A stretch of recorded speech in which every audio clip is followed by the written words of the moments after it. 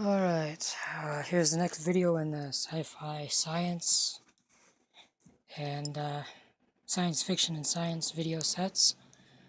Today we're going to talk about robots. Almost every science fiction movie has some type of robot. Battlestar Galactica has Cylons, Doctor Who has the Daleks. Star Wars has astromechs, protocol droids, battle droids, training remotes, gonk droids. There's a lot of droids. Star Trek has Data. Lost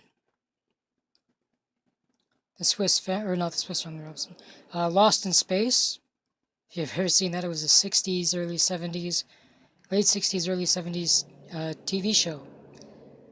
It's about the Robinson family who gets lost in space because of Dr. Smith. They've got a robot. They simply call him Robot. So, I'll give you a quick peek at what I've got here for training remotes. I'm going to turn on a light here, get some more light in here. Not trip on my Xbox cord. Playing Skyrim, decided to stop and do this video. Alright, so, training remote. Outside, gyro. Inside, this is your repulsor portions, blasters, maneuvering jets, things like that. This is your repulsor configuration. It sits on the inside, well, kind of in between the blaster portions, which is fun. I mean, things about the size of a softball, and you gotta squeeze a lot of electronics and stuff in there. So let me get to another page here, show you a little bit more of the diagram. This is the inside. Here's your very center of the gyro. The multiple blasters, which are these points as well, which face toward you because there's one on each portion of the blaster. It's on the ball. Sets up for it, configurations for it. There's a lot of work just on the training remote itself. Then it's also got a control box so you can program it to do what you want. And then we have the R-series astromech droids, R2-D2. Everybody loves an R2 unit. They bleeped out everything he said in Star Wars because he swore a lot. It's like every word was a swear word, really. Inside the astromech, I got a lot of stuff on the astromech. So, I've got a list of everything on the outside. Roughly cost you about $4,000 just to build the frame. Probably another $4,000 for half the stuff on the inside. So you're probably looking at about 12 grand just to build an astromech. And that's not including the programming time. That's just maintenance. Is building it be about 6-7 months, maybe 8 months, and then about 12 grand just for all the hardware. And then to build the programming and the software, you're going to spend probably 2, 3, maybe even 5, 6 years.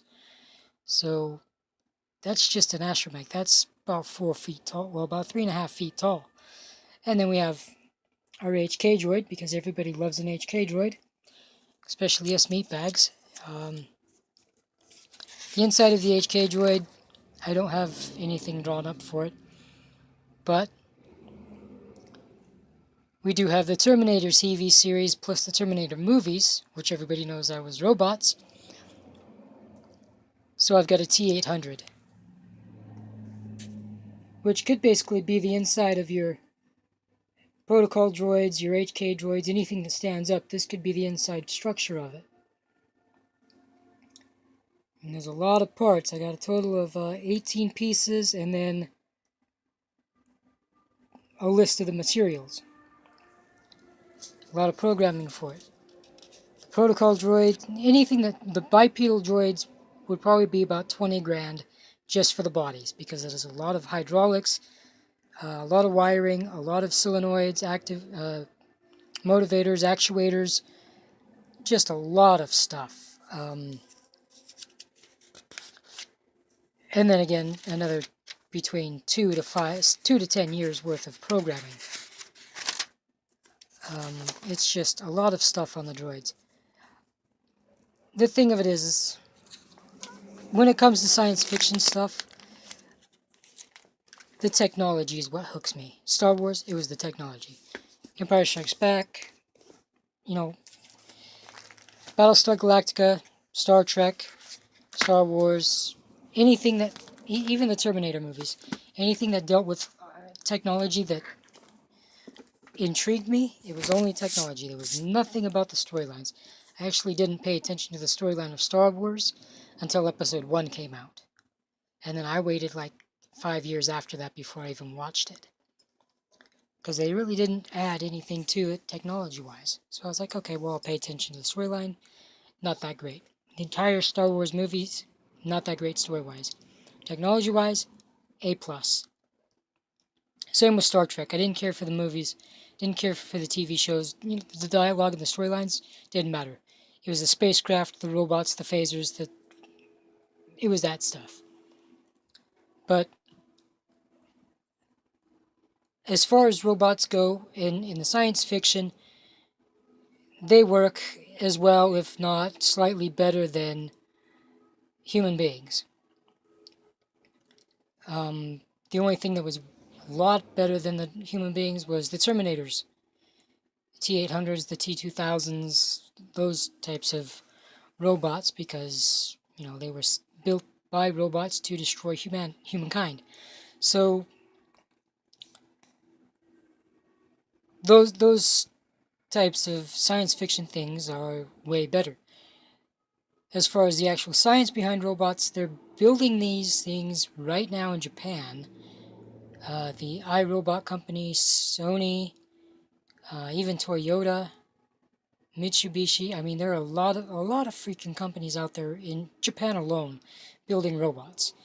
Right now, Japan has a robot that looks almost completely human, except for the facial features. You can tell they're automated, an animatronic, and it's hooked up to a freaking computer through a large cable.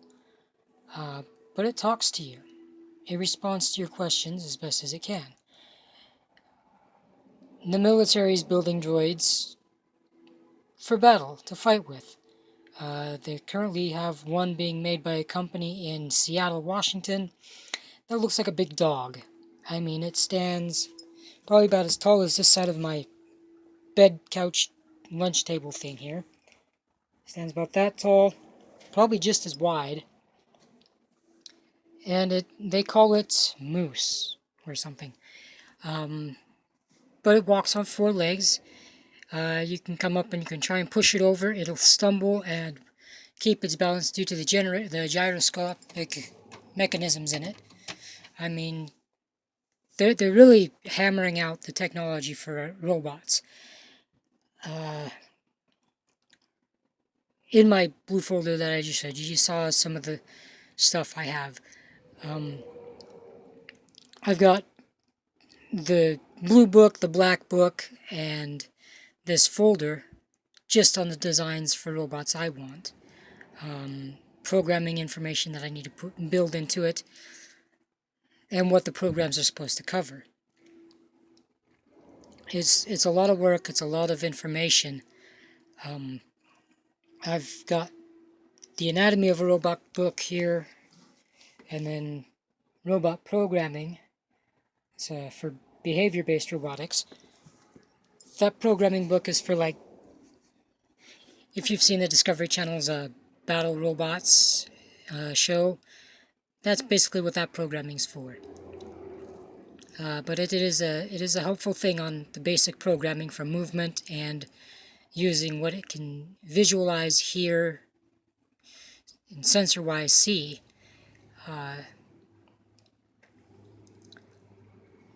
My designs and programming basics I've been working on for about 10 years now. Once I get the money, I might actually start being able to build these things and actually hammer out computer programs, because I need a new computer. My motherboard crapped out. But yeah. You can build these things. It will take time to build the programming to make it work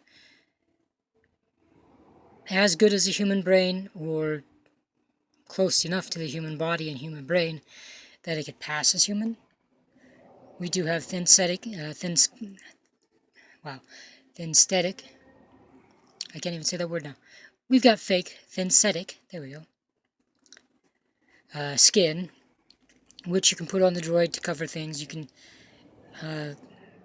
Some hospitals have used it for artificial limbs, just to replace things. Can't really hold much with them, but some of the capabilities that they have with those artificial limbs is really close to a bionic limb. The synthetic skin will go over top of that to make it look more realistic, so you don't get a whole lot of funky looks and questions from children and comments from kids and stuff. But it's out there. You can do it. Take a look. Build your library. Make your designs. Write up what you want in the programming. I've got about 8 pages worth of what I need in the programming, not what I want. That's just basic movements, thoughts, problem-solving skills, walking around things, picking things up, jumping over things, anything that can stop a robot right now, you need to build into the programming. A lot of the programming is basically thought and problem-solving. Movement is very simple. It's forward, backward, left, right, diagonal movement. They can do that. It's the problem-solving skills that you need to build a real in-depth program for. But yeah, build your library up on on how to build robots. All the books you can find, videos. Download anything that you can. Blueprint-wise, you probably have to pay like $6, maybe more. Get the Star Wars books, the Blueprints Guide. The essential guides, all that. Get everything you can on it and make your own designs. Write up your programming, and then if you got the laptop to do it with, start hammering out that program. I think that's going to be all for today. Have a good day.